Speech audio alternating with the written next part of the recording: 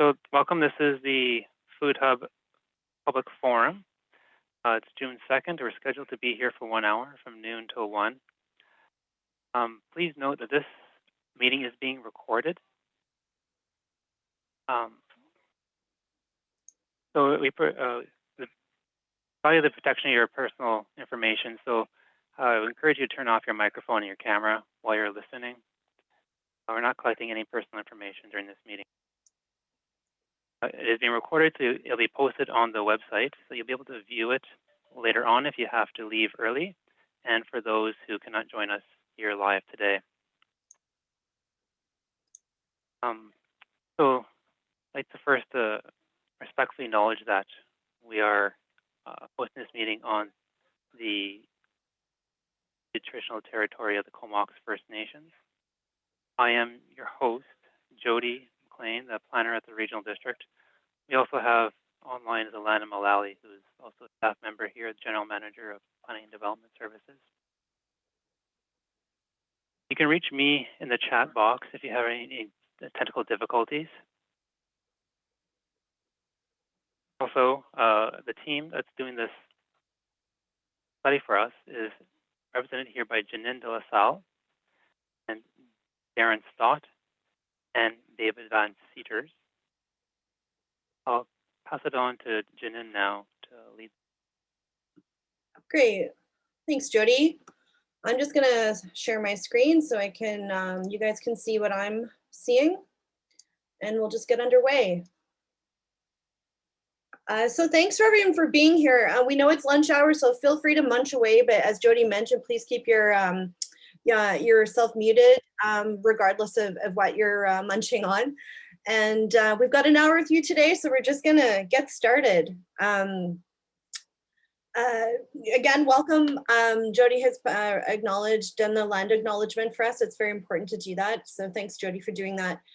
So what we're going to run through really briefly is just to ground everyone in sort of what this project is, to a brief background on what it is, why we're here.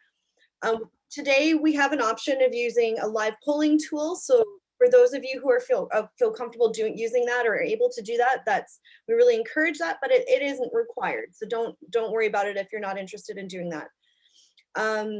We want to present a whole bunch of elements of this food hub. So we've been working away for several months on this and speaking with many of you who are on the call today about this idea of a food hub in the Comox Valley. And we have a whole bunch of questions to ask you. So basically we're gonna go through that model with you piece by piece and ask for your thoughts on what we've come up with. And just to say up front, we're a consulting team that we've been colleagues for many years. David and Darren and I, we work all over BC, Alberta, Yukon on these food hub studies and sometimes even directly working with food businesses. So what we bring to this is our understanding and expertise around that. We have no skin in this game, and we're not married to anything we're presenting. Our job is to really just provide you with an idea that has a chance of surviving and thriving even. So that's our job. So we're not married to this, but we see our job as giving you something that makes sense, an idea that resonates with you and really works for small to medium scale producers in the CVRD. So this project had 3 phases. We're in the last phase of this project. We started in March and we're going to be done by the end of June.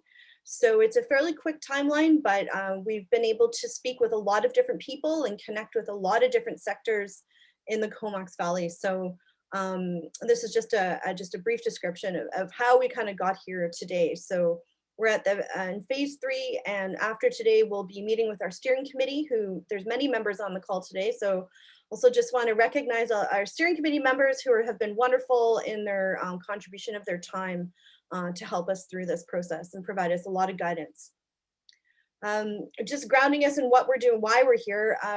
We really have been brought on to help explore opportunities to expand local food production. We're obviously going to prepare a food hub business plan and strategy, and really on the side of that, recognizing that collaboration and promoting collaboration among different sectors in the local food space is so critically important. So our process is really focused on that. As part of that, I've mentioned we've connected with a lot of different key players. We've inventoried existing assets, initiatives, and based on that, tried to create an understanding around potential gaps that a food hub could serve. Rooting that in market demand, trying to assess level of interest and need within local food businesses, and really to build and test an option. And so that's what we're doing with you today is that. So live polling, if for those of you who aren't familiar with this, it's a complementary tool that we're using. It allows everyone to sort of have input.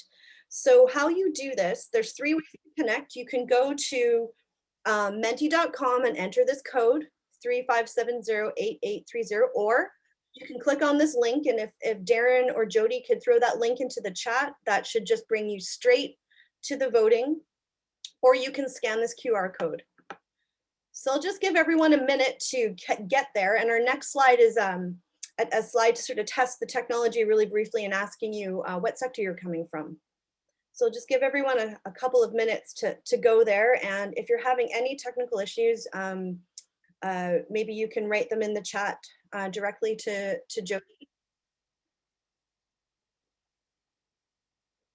And I'm going to move to the next slide now. So for those of you who are there, we're interested to hear what sector are you coming from? Are you in the produce world with vegetables, fruits, and nuts? Are you in the protein world with beef, poultry, pork, bison, and buffalo? Are you coming from the seafood world with shellfish, finfish, and other seafood? Are you food processors? Are you part of food aggregation and distribution, whether it's a community-based function or a commercial-based function? Are you part of food education and advocacy? Or are you part of government or other? So if you're a member of the general public, you would be other for this. So just take a minute to let us know where you're coming from, and then we can see how many people are able to get into Mentimeter. So far we have 13 people, which is great. There's a link in the chat as well if people go there to log in. Thanks, Darren.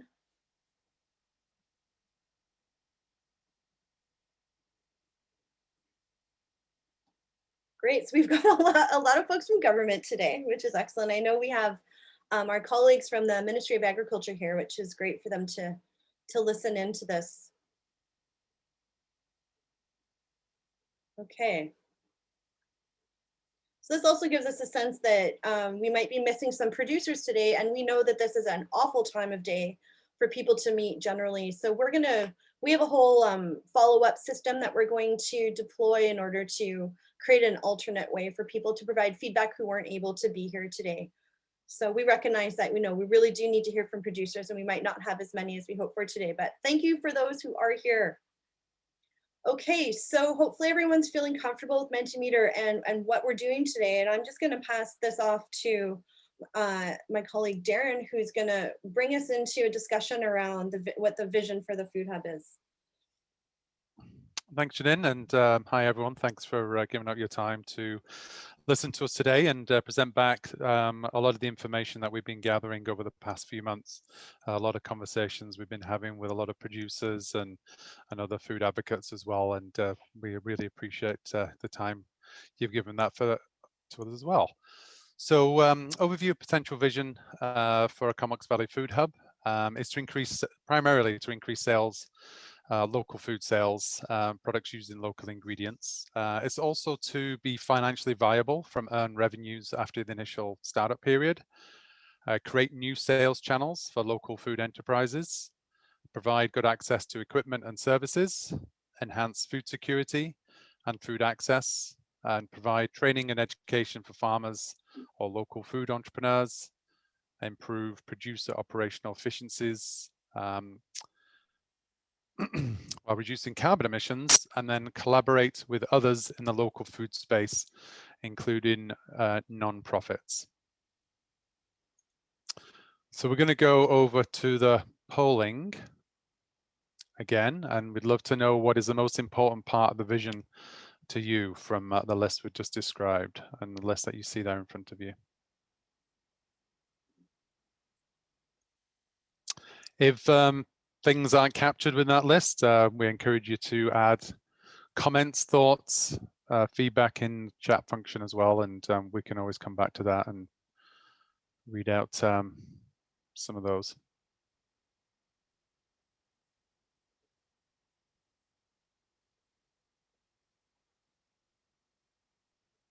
It's like a little race going on, isn't it? So food security and food access is leading the way right now. Increased sales of local food is trying to catch up. And then financial viability is also really important to attendees right now. So we'll give that a few more seconds.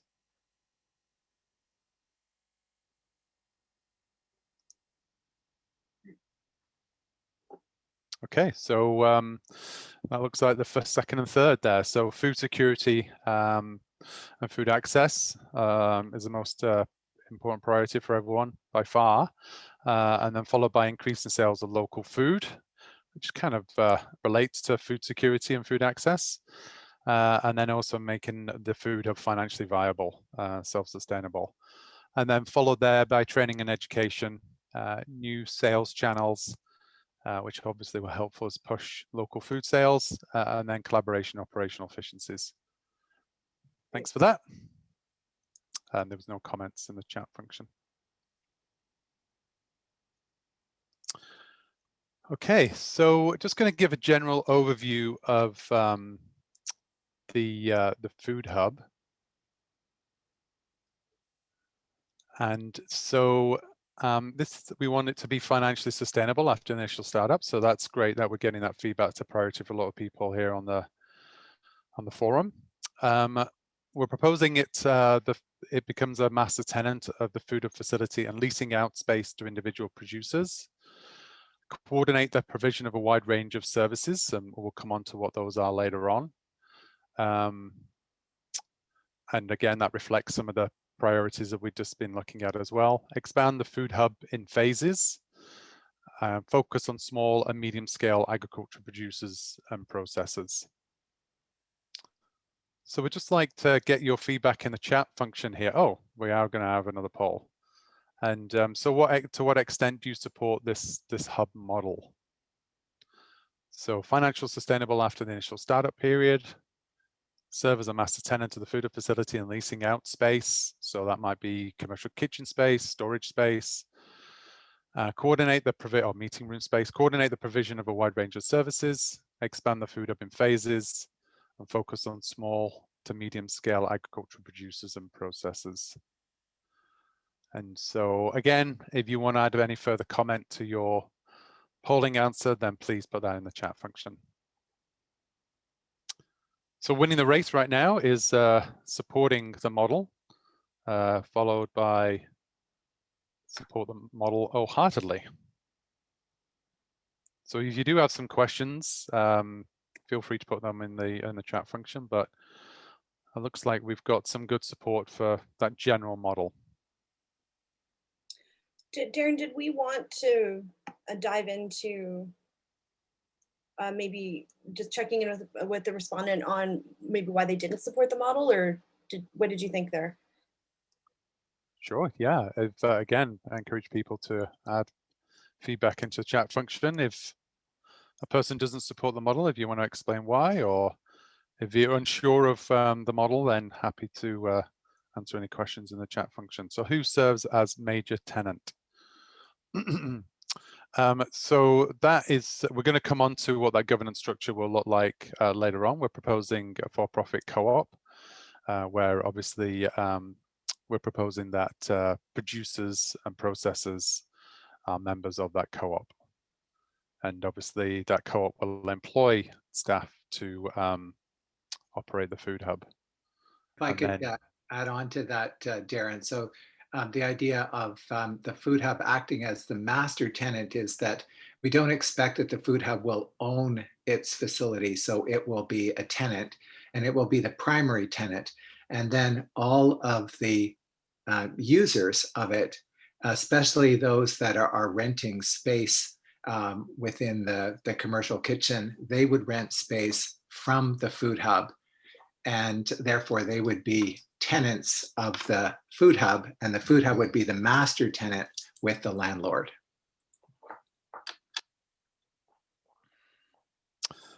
So some other questions in chat, individual tenants. So I think David's just covered that. So yeah, you would kind of rent space on a month-by-month basis or even longer.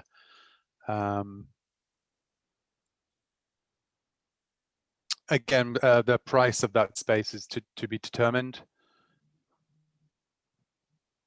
Food security prioritization in this model is creating those services and facilities for small and medium-sized producers, and so hopefully increasing the production of local food, and you know, the potential for not-for-profits to use the space as well if they so wish to store food, for example, and redistribute it from there. Concern about ownership not being public or having a master or anchor tenant that doesn't own the space or concern. So again, there are opportunities to look at that governance model with a co-op. A co-op can have investment members, or it could have members without voting rights. There's different ways to do that if the public do wish to be involved, but there are obviously opportunities to be on the board as well, and board positions could be given to people within the public.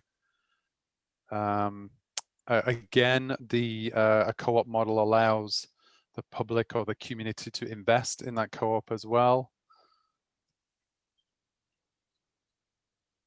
Yeah, so I guess if you're renting a kitchen on a weekly basis, you wouldn't necessarily be a tenant, but there are opportunities to be a long-term tenants in these spaces. We looked at examples, and if the report is on the website where food hubs do have long-term tenants as part of their facility. Darren, I'm just wondering if we could maybe circle back and just pick on Doug Wright to just elaborate a little bit on your questions about a model, the food hub model as we presented it. Doug, I don't know if you're comfortable with me picking on you, but as a producer, we're really interested to hear from you specifically. Would you be willing to just elaborate a little bit more, help us understand? Can you hear me now? Yes, thank you.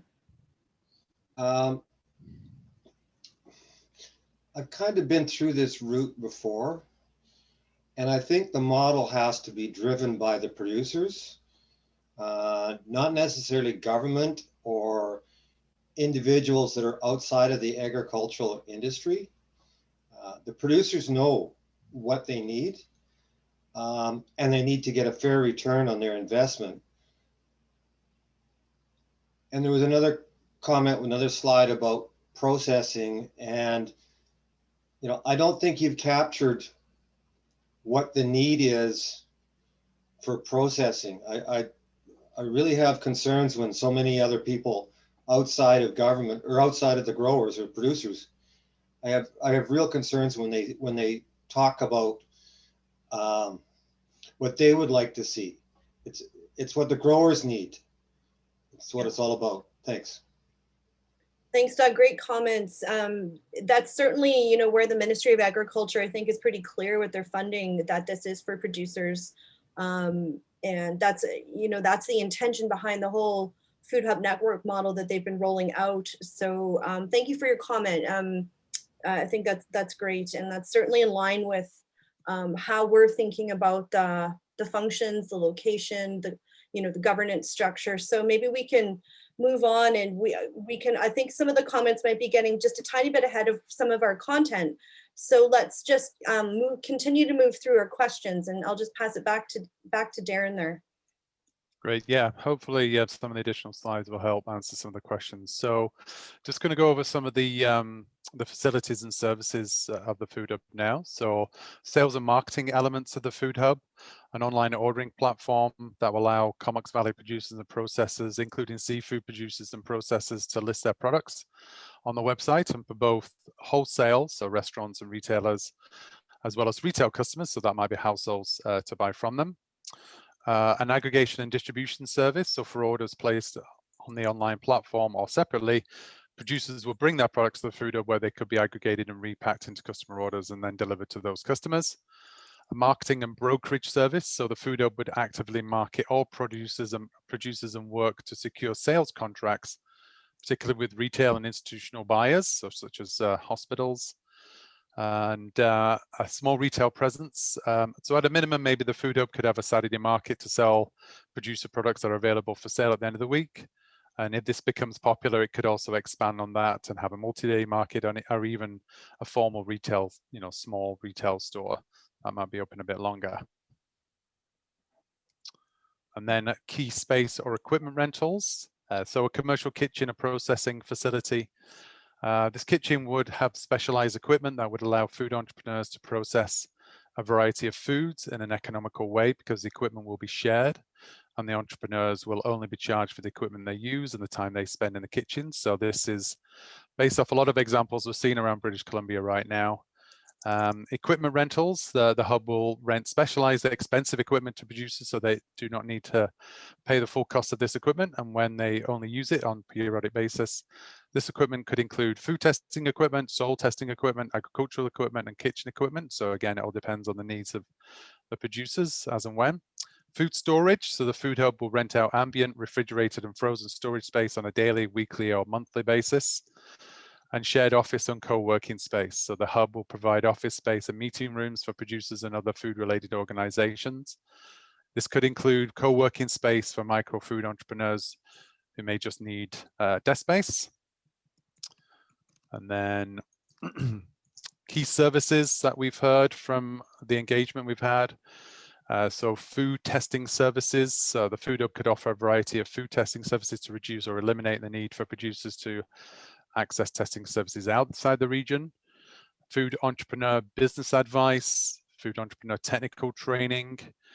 So the Food Hub could coordinate provision of a range of business advice, such as financial accounting, technical training, such as grow certain crops or process certain foods, or even help them out with certification as well, HACCP and food safe examples, maybe even GAP. Also provide local food advocacy and food workshops and education courses for residents as well. So that might be in like the teaching kitchen, or just provide some classroom courses there. So a lot of services and facilities there to consider. So here we're just asking you to just write some thoughts in the chat function here, and we'll try and capture those and report back. There was one question about would the Food Hub be restricted to resellers that come from outside of the region? So we are not looking into resellers. So that means like a distributor bringing in product from California and reselling it, or a product.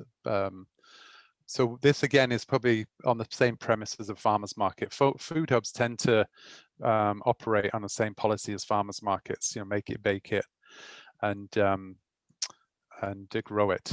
And so yeah, it's direct from the small and medium-sized producer or processor.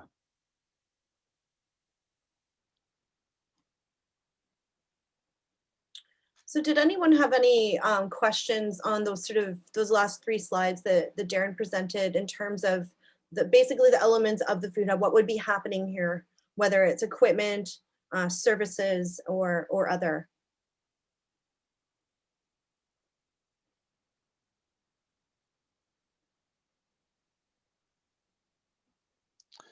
So Julie's asking, advocacy done by who? So done by the Food Hub, and it's predominantly the general manager, I guess, or even the board.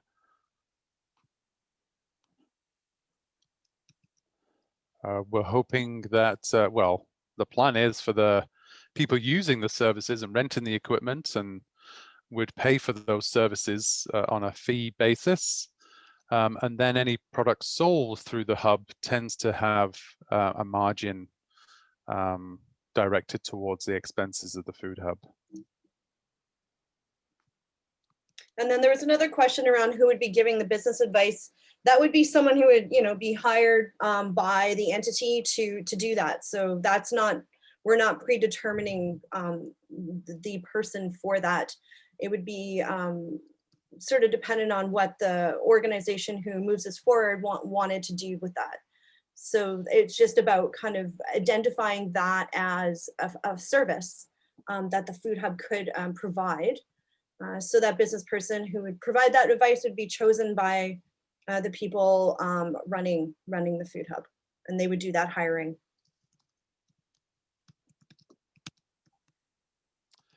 Okay, so we're not going to answer absolutely every question in the chat.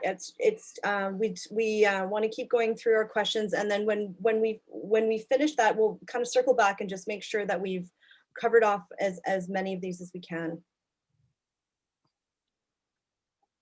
Great. So I think we're passing it on to David now. Yeah. Let's talk about right, governance, David. which again might answer some questions that people come up with. I think this is a big one. Yeah.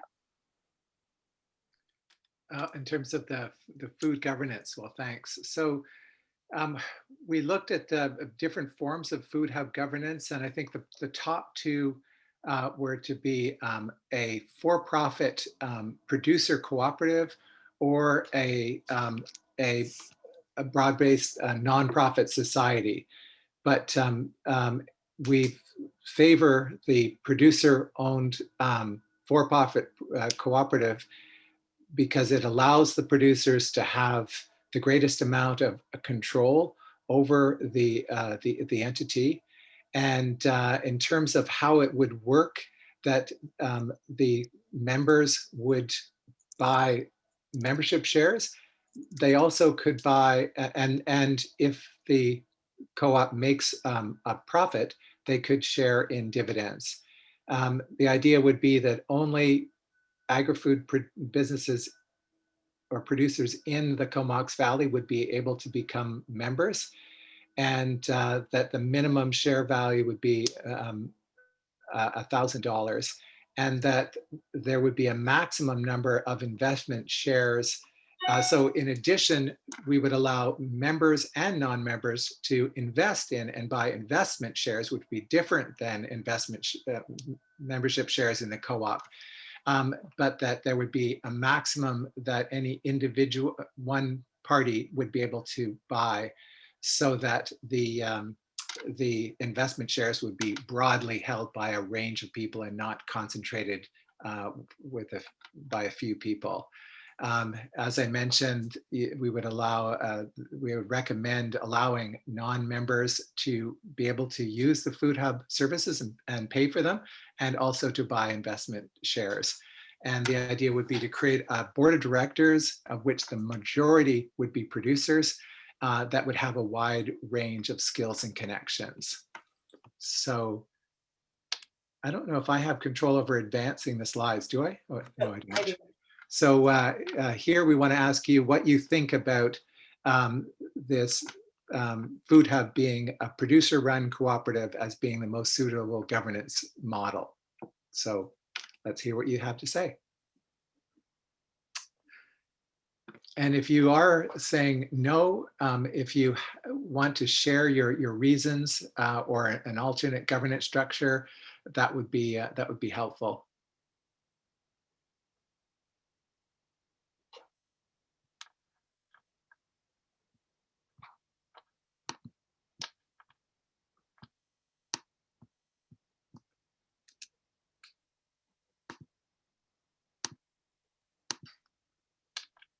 So it looks like most people are in favor of that model, but there are some people that don't like that idea, and others that feel that it could be an option.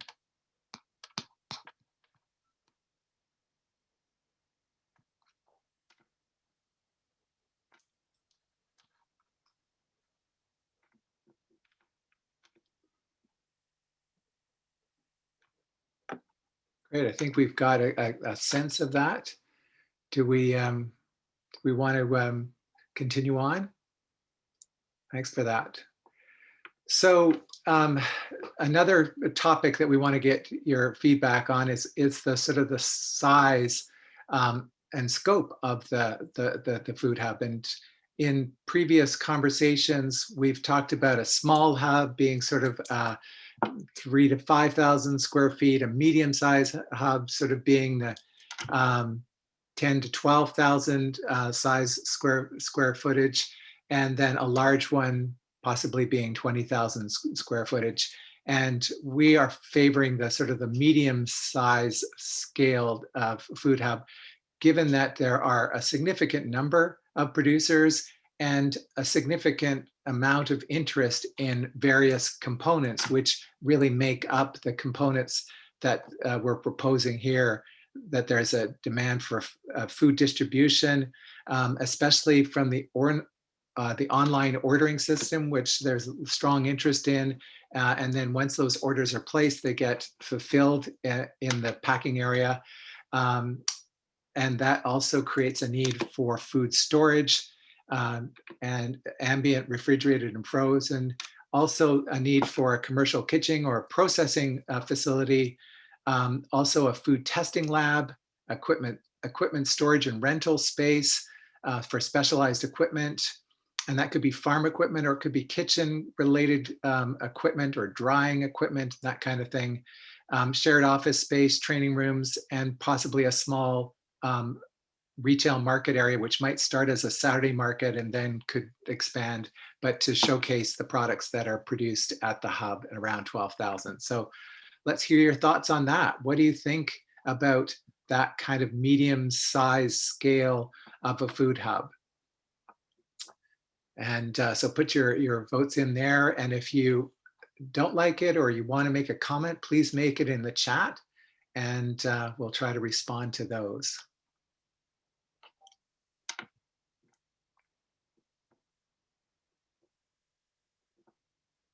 And we had mentioned in Darren's portion of the presentation, the idea of expanding in phases. So we may not recommend starting with all of those phases. That would be sort of building up to that. And of course, wherever there could be demand, then expanding further. And so wanting to sort of look for a facility that could accommodate 12,000 square feet and possibly more if there is demand for additional services or some of those space requirements expand. That's why people are answering, David, to some comments coming through. So Azina highlighting, can we stop saying Saturday market, because that's when the farmers market is. So I think that's certainly a valid point. And then Marissa's advising that we need more room for packing.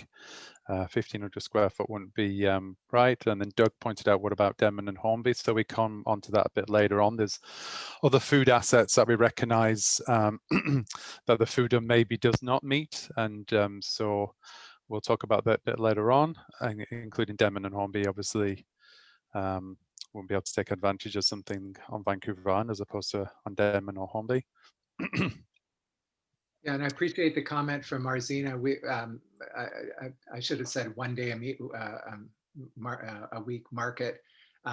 We are absolutely working hard to not be competitive with activities that are already going on, and as much as possible to incorporate them in. And in fact, as we'll talk about, we'd love to explore the idea of how the farmers market could formally be more integrated into the food hub concept. Let's continue on. So we looked at a range of locations, and the one that seems to really meet all of the requirements that we're looking for is the old Saputo building in Courtenay. And this one has a number of advantages. First of all, it's 20,000 square feet. And it is available for lease in portions. So you wouldn't have to rent the whole building, but could rent it in and expand over time. It is in a good location from a distribution standpoint. It also has public transit running to it, so that it's accessible if there was some sort of retail component to it, possibly even the idea of creating a permanent home there for the farmers market, if that was seen as desirable. And it already is a food processing facility, so it has the advantage of having a very large cooler, having some office space for meeting rooms and things like that.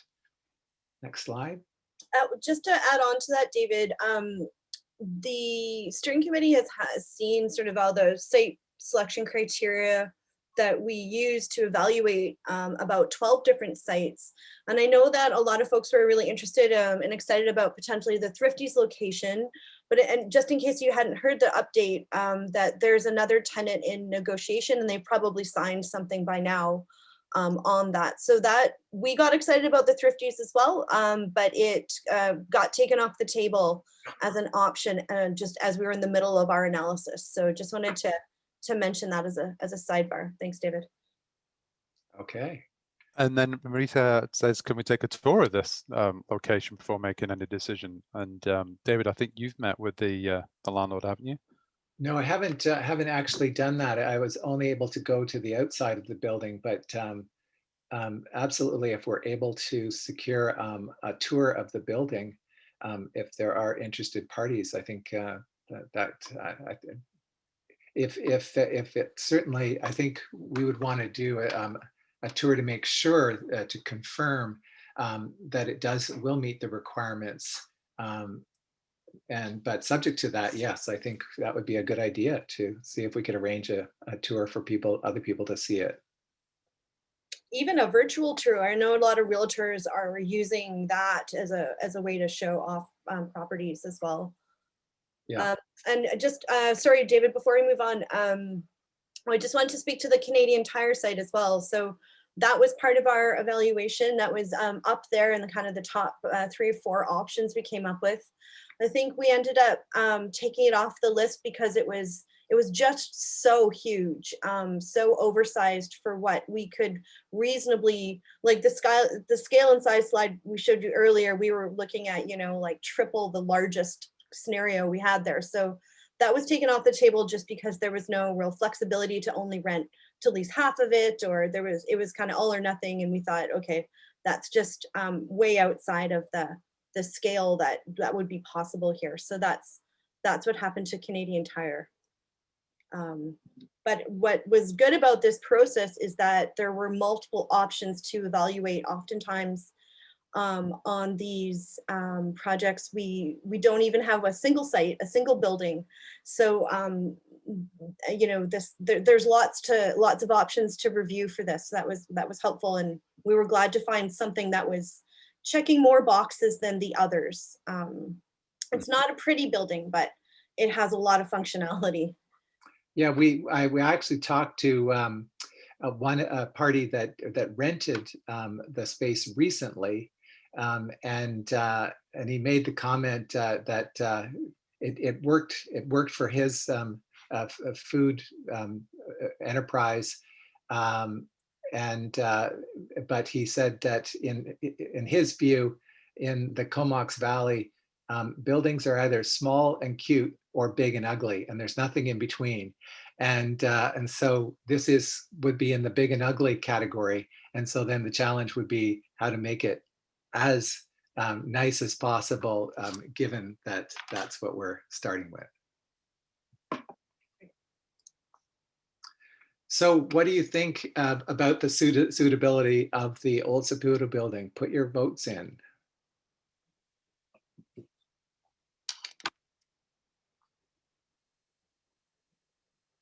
And again, if you have views about it being not suitable and you're willing to share those in the chat, that would be helpful to us, and we can try to respond to some of those.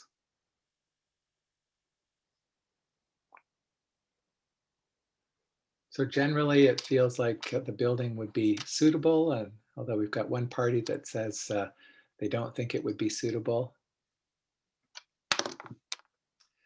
Someone mentioned about the cost. So the cost is actually a reasonable cost. It's about $12 a square foot, which is the sort of average rate for this kind of facility. So it does seem like it's reasonable in that respect.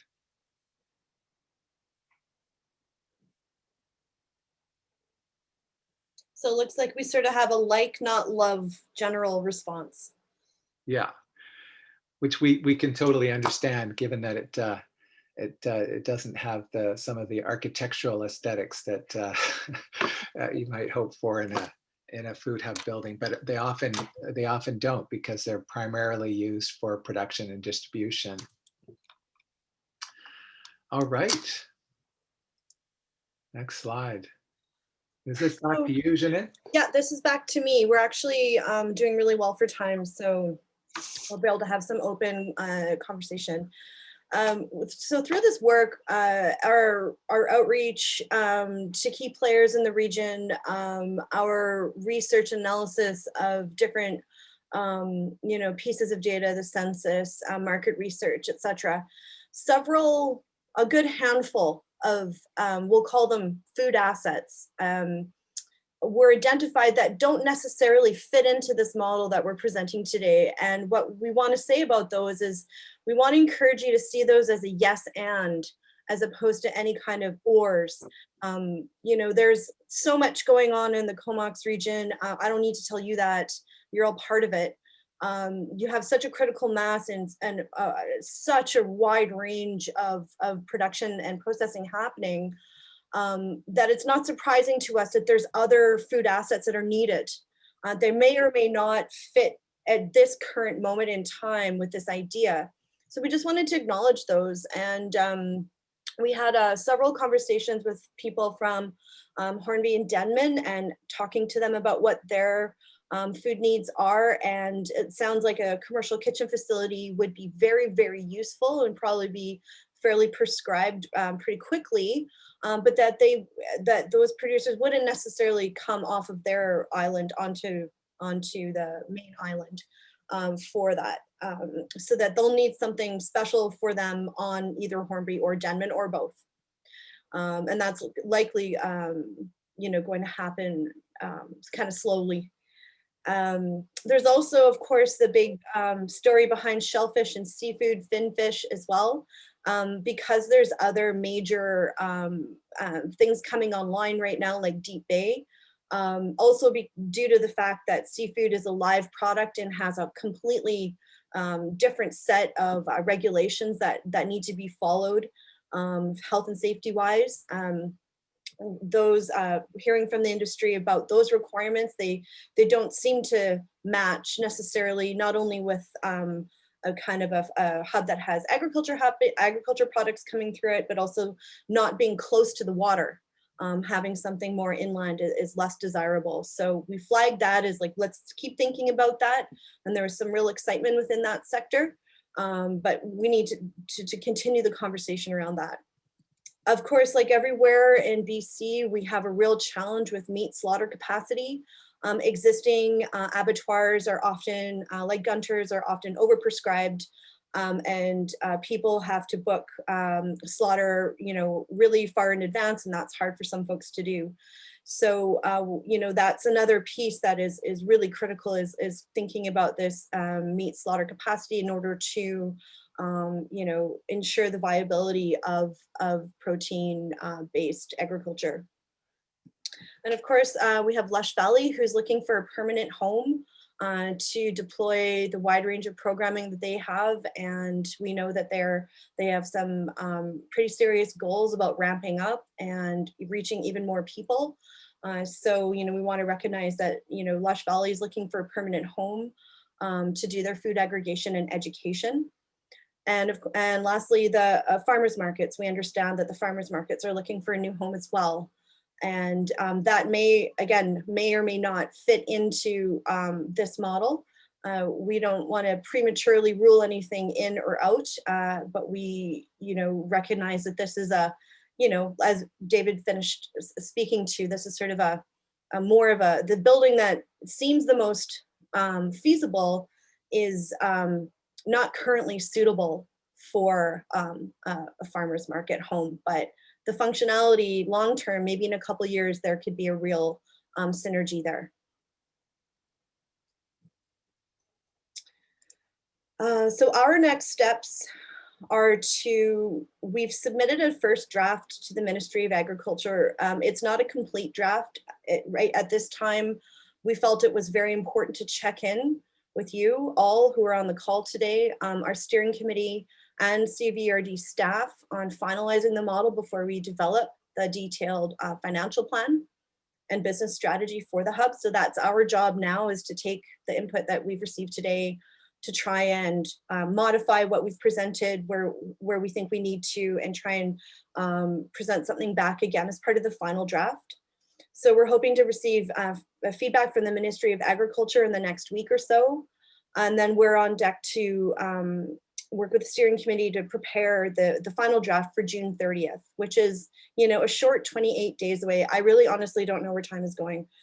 And then we'll be handing it off to the regional district and whatever interim group is formed. The steering committee that has been amazing at supporting this process so far. The terms of reference expire at the end of this process, so on the 30th, and it'll be up to the CVRD and that group to discuss, you know, how that works for the next kind of phase of discussion. But we're hopeful that you do continue the conversation. We appreciate it isn't an easy one. And that there's a lot of bridge building to happen in order to make this idea come together. But we feel like this process has been good for that, and has helped to a certain extent to create kind of a shared understanding here. So we still have about 10 minutes. This is our contact information. So this is Jody's email up here. He's your main contact for this project. You're also welcome to reach out to me. And the website here is the project website. So the link to this forum will be posted there, and all of our final reports will be posted there. So this is a great information resource for anyone who wishes to be part of this discussion, to come together around this idea to see if something could happen for the region. So with that, I'll just maybe open it up for the last, 10.5 minutes people have, just to, if anyone wanted to put their hand up to comment on anything you've heard today or learned in the comments, or if you had any sort of advice for us as we start preparing the final report.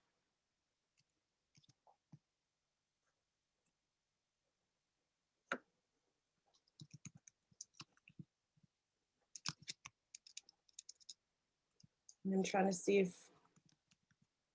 you can see.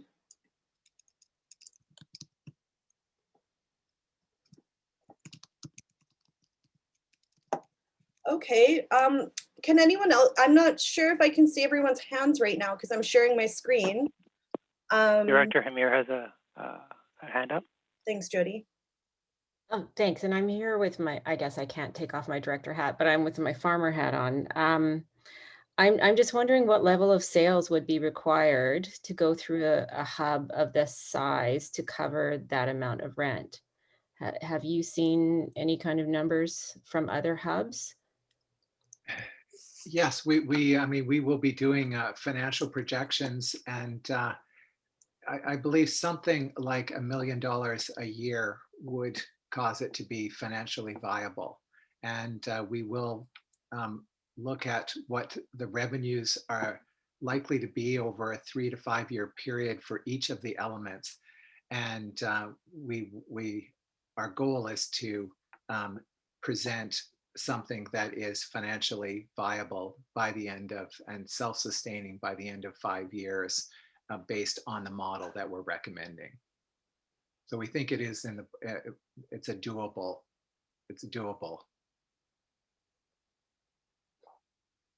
Thank you.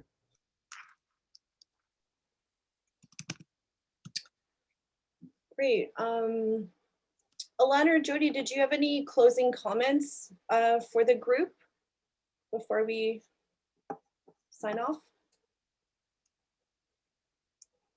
That's okay if you don't. I don't mean to put you on the spot. No, I was just going to say thanks for everyone for attending today. And I was just wondering if we do have a few of our steering committees on the call. I'm not sure if any of them would like to make any remarks about their, our discussions or the process that we went through with that group, but I would welcome hearing from some of them as well. Or not to put anyone on the spot. I'll just make, I was just going through the chats, and I see a comment from Marita about the idea of having the food hub desirable to be a community-owned asset, and we agree it would be ideal for that.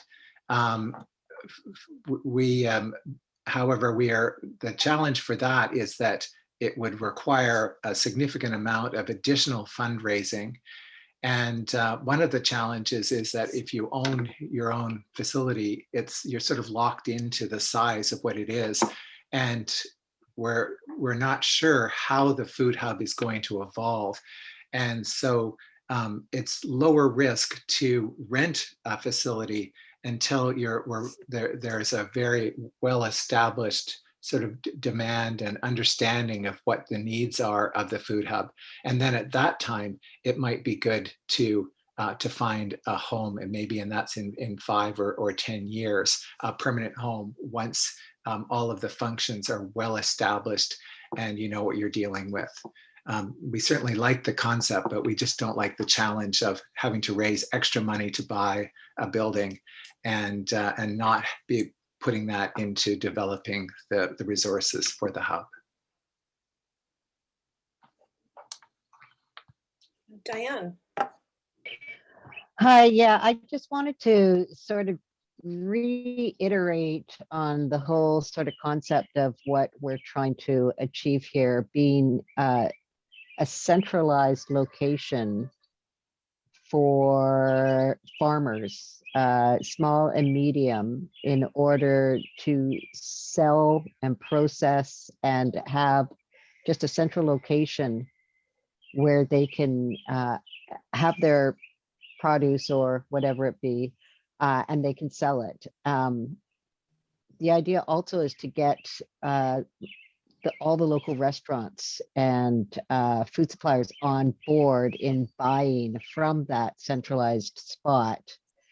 And yeah, I think that some people just might be a little unclear on the concept. So I just wanted to sort of reiterate that, and having a market retail space as well, that, you know, over time we can make it pretty up there. That's it. That's all I want to say. Thanks, Diane.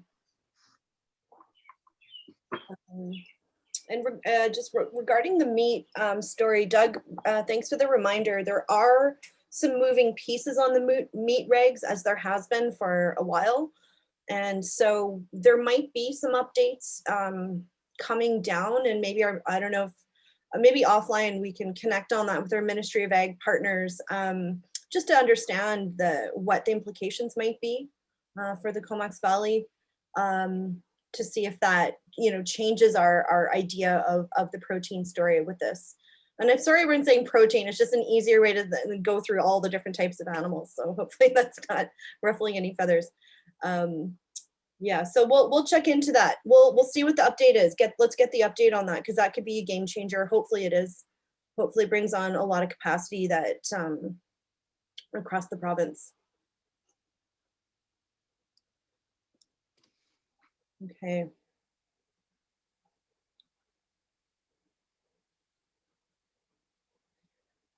All right, everyone. Well, I hope we've captured as many of your comments and questions as we could, and I apologize if we didn't get to everything, but we certainly appreciate your energy behind this, and just showing up and being here today means a lot. So we will, you can, you know, stay in touch on this process through the link, the CVRD link. Also, many of you are part of organizations who have a member on the steering committee, and that person is your conduit to this process as well. And you always, as you know, local government, you can always reach out directly to the CVRD with any questions or concerns about the project. So hopefully that works. And next time, I don't think we'll be meeting again as this group, but we'll certainly be meeting again a couple more times with our steering committee. So again, if you have any lingering comments or follow-up, please do send it to them, and hopefully they'd be willing to share it back into the steering committee that will be meeting, I believe, next week. Okay, well, we're just like 3 minutes early. Does Zoom make us just want to get off meetings sooner? I don't know. If we were in person, we'd be here for 3 hours, but thanks for everyone's willingness just to use Zoom and just use this format. We appreciate it. We know it's not ideal. And we'll also try and reach out to all the people that weren't able to come today as well. So. Thank you for everybody. If you want to keep track of the project, please visit the Food Hub website on the PVRD webpage. We'll keep it updated with what's happening. Great. Thank you, everyone. Thanks, everyone. Bye-bye.